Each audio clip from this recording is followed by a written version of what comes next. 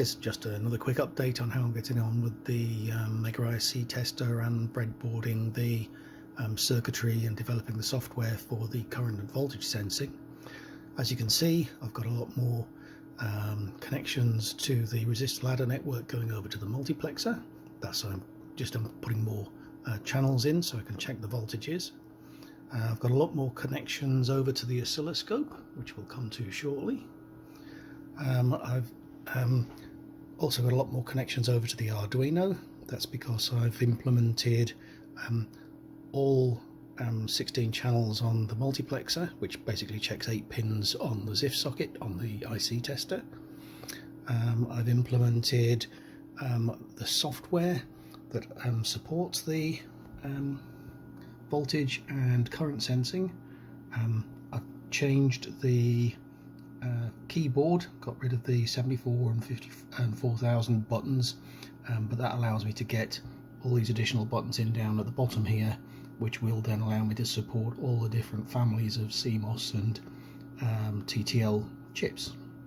So just to show you what's going on here, if we do 74, oops, look at that, 74154.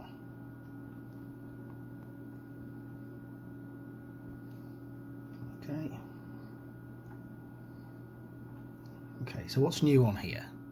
Okay, so this is 4 to 16 line decoder. We've now got a new button down here which has got an N on it. Got a new button up here which has got an N on it too. Right, this button down here on the ground pin, because you can never manipulate the ground pin, it's a good place to put it. This actually swaps between the available different modes.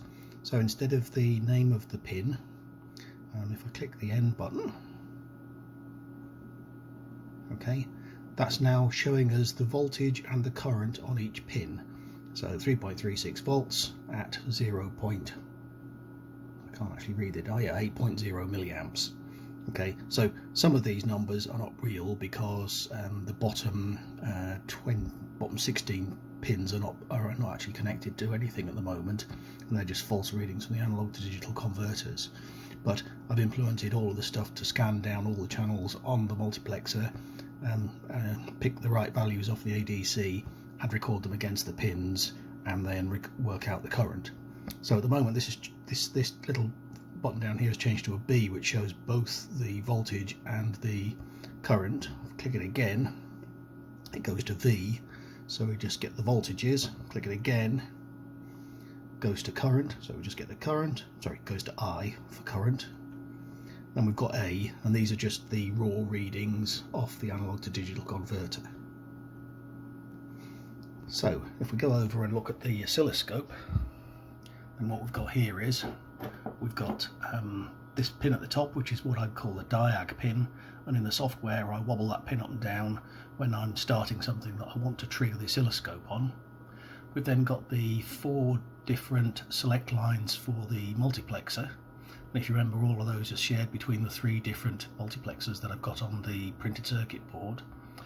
Then the code that's being written out on those select lines, I've actually used a grey code. Instead of just counting up in binary from 0 to 15 on the channels, I've used a grey code, which means that we only ever change 1 bit at any time. That reduces the amount of I/O, will reduce any potential noise spikes or anything like that. Then at the top there we've got the actual reading of the values on the common output from the multiplexer. So that's just as it was before. Now if I actually flip, let's turn off D0 to D7 and turn on D8 to D15. Okay, and if I now go and trigger another read, okay, down here we've got G4, G7, G8, G10, 12, 24, GX. Ignore bit 15. Right, these are pins which are used to select whether there is a bypass resistor on the various different pins. G4 could be the ground pin if it was an 8-pin chip, G10 if it was a 20-pin chip, G24 is the VCC. Remember, this is pin 24 on the ZIF socket, so that would be pin 8 on an 8-pin chip, pin 20 on a 20-pin chip, etc. So I can individually switch off the individual ground, on and off the bypass resistors on the individual ground pins, and I can also turn on and off the VCC current limiting resistor. GX is then connected to all of the other non-power related pins on the chip. So if we flip back to the screen here, right up on the VCC pin, this which shows N at the moment is in normal mode, so that's where, sorry, that's in non mode, so none of the current limiting resistors have been bypassed. If we click that, it goes to P, and P means that all of the power or the power pins for the IC have been bypassed. So that would be this pin up here, VCC, and this one down here, which would be VSS if it was CMOS, or ground if it was TTL. And if we go over to here, we can actually see that pin 12, which is the ground, has been bypassed. That's what the high means, and VCC has been bypassed.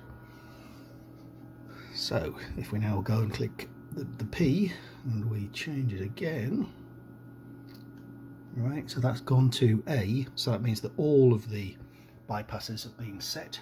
So there you go, 12 and 14 were all high, and now G4, 7, 8, 10 and GX, which is connected to all of the non-power related pins, have all gone high. Pins have all gone high. So that bypasses all of the current limiting resistors. If we go back again, right, that's back to non for N. So there we go.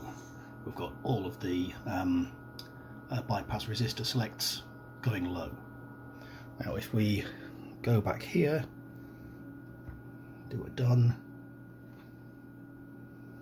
do a test, and this time we'll do something like a test on our 4009. Oops, obviously can't type. Test.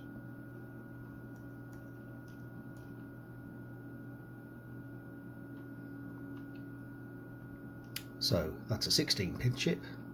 So we're in no bypass resistors at the moment. So if we go to power only, flip over here, then we can see that pin G8 has been flipped, so we're bypassing the resistor on the ground pin, and G24, which will be pin 16 on a 16-pin chip, is also being bypassed, but none of the others are. So that just shows you how I do the ground and power bypasses. Well, that was interesting. Back soon. By the way, I've got the board's on order, but it's been held up by PCBWay because their factories have closed down because of COVID for a few days. So hopefully the board will get further than the current 57%. I've also had the solder mask delivered, and I'm expecting some bits through from radio spares or RS components today. So I should be ready to build the board when all the stuff gets here. Hope you enjoyed this. Bye for now.